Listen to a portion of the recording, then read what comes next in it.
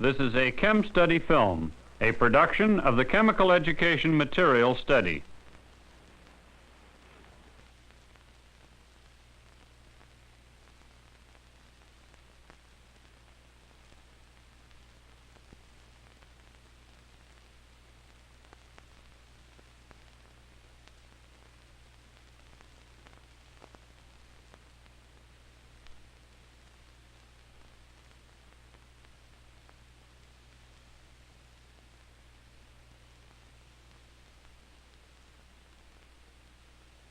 Here is the filament in a tungsten lamp.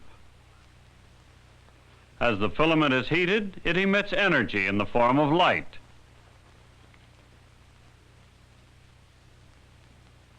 Although the light appears white to our eyes, when we pass the light through a prism, it is separated into a continuous spectrum of colors. This continuous spectrum shows that a tungsten lamp emits photons of all energies. This is a gas discharge tube containing hydrogen. The light emitted by this tube is due to hydrogen atoms. Let's look at the spectrum of this light source. This time we see a line spectrum. Each line corresponds to just one possible energy change in a hydrogen atom. We see that very few energy changes occur in hydrogen atoms, in contrast to the tungsten filament. Accurate frequency measurements tell us the energy changes and lead us to the hydrogen atom energy level diagram. But how can we explain the fact that the energy of a hydrogen atom has only these certain values? We begin with a simple picture of the hydrogen atom. At any given instant, the electron is separated from the proton by some distance, r.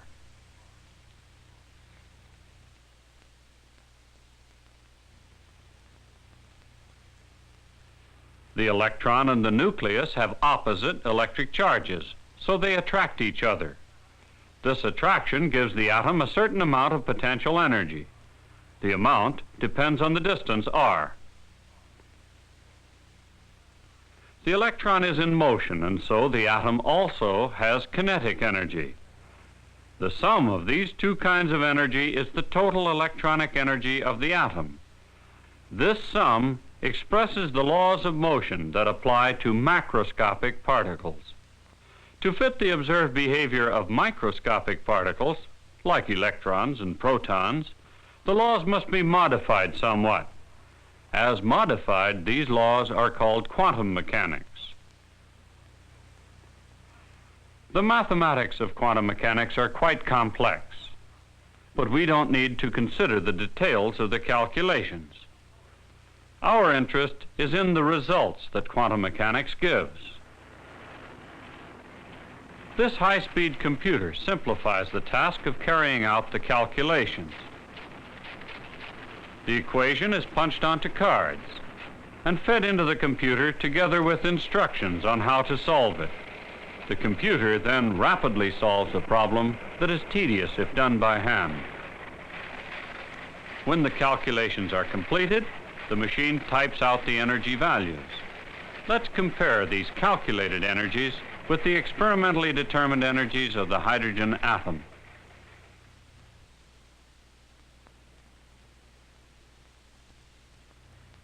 Agreement is excellent. Thus we see that quantum mechanics provides an explanation for the specific energies observed for the hydrogen atom. Because quantum mechanics also confirms all other properties of the hydrogen atom that can be measured, we believe the results quantum mechanics gives for those properties that are more difficult to measure. One such property is the location of the electron relative to the nucleus. What can we learn from quantum mechanics about this? To answer this question, we will consider the 1s state, the lowest and most stable energy state of the hydrogen atom. Quantum mechanics gives the results only in terms of probability.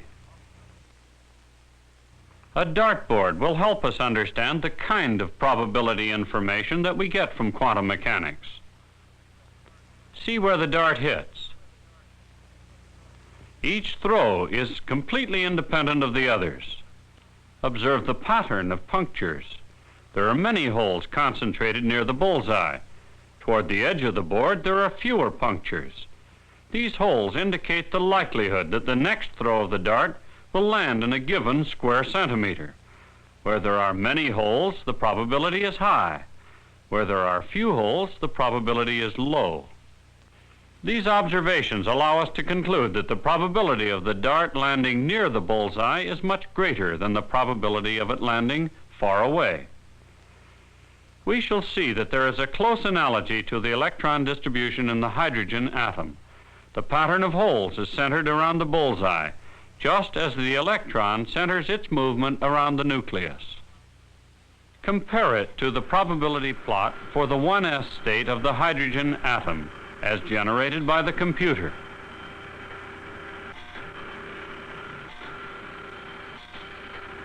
What does this plot tell us about the location of the electron? To answer this question, another analogy may be useful: the movements of a hummingbird around his nest.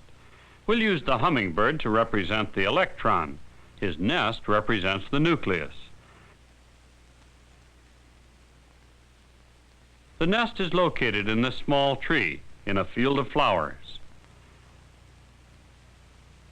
Let's represent this scene on a chart.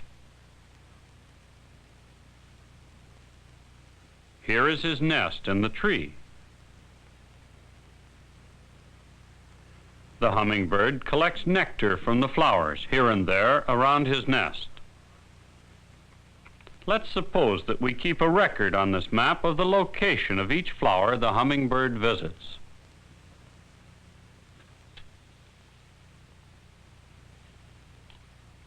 Here's one now. We'll mark the location of this flower on the map. Oh, now he's over here. Oops, there he goes. Let's mark it. And now a third.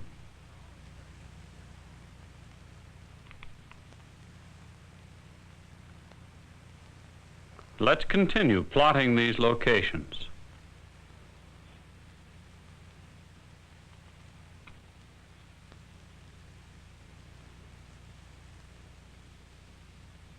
Plotting over a long period of time, a pattern develops.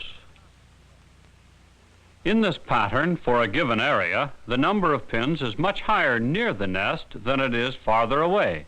Again, we have probability information. Thus, we conclude that the probability of the bird landing on a flower near the nest is much greater than the probability of landing on a flower some distance away.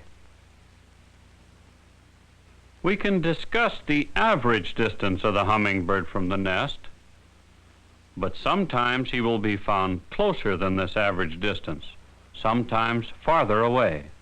In any event, we see that there are no boundaries to the pattern. Occasionally, the hummingbird lands on a flower a very great distance away. The plot of the hydrogen atom, which the computer drew earlier, has exactly the same meaning. Just as this map tells us the probability of finding the hummingbird a given distance from his nest, so this plot tells us the probability of finding the electron a given distance from the proton. As in our analogs, we see that the probability of finding the electron near the nucleus is much higher than finding it far away. Again, we find that there are no boundaries to this plot, for although the electron is most likely to be found near the nucleus, it occasionally may be found very far away.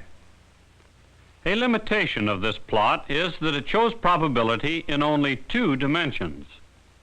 We can use animation to add depth to the plot.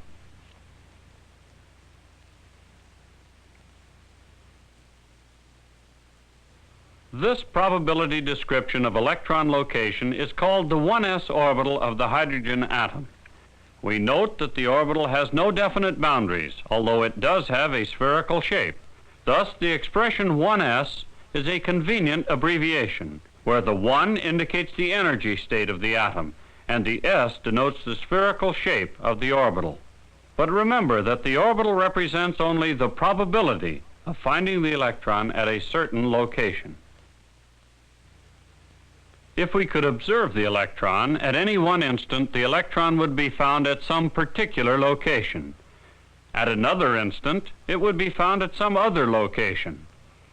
What about the path or trajectory that the electron follows in getting from one location to another?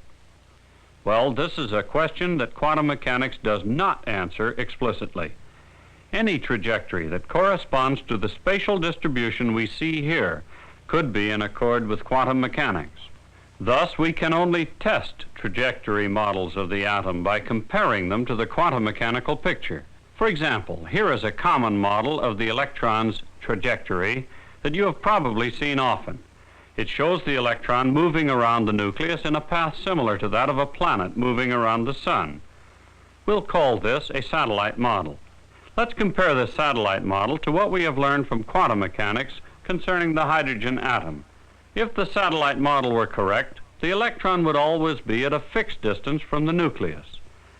Then the probability plot would take the form of a circle. The electron would never come very close to the nucleus. But experiments show that the electron does come close to the nucleus, just as calculated with quantum mechanics. Hence, the satellite model is inconsistent with our experimental knowledge of atoms and can be discarded. Although quantum mechanics does not tell us the detailed motion of the electron in the atom, it does tell us the electron position in terms of probability. Far from the nucleus, it is low. Near the nucleus, it's high. We can consider an average radius of the electron position, but there are no boundaries to the atom. The orbital contains only probability information, just like the pattern of punctures in a dartboard, just like the map of the flowers visited by the hummingbird. This plot, determined by quantum mechanics, describes the structure of the hydrogen atom in terms of probability.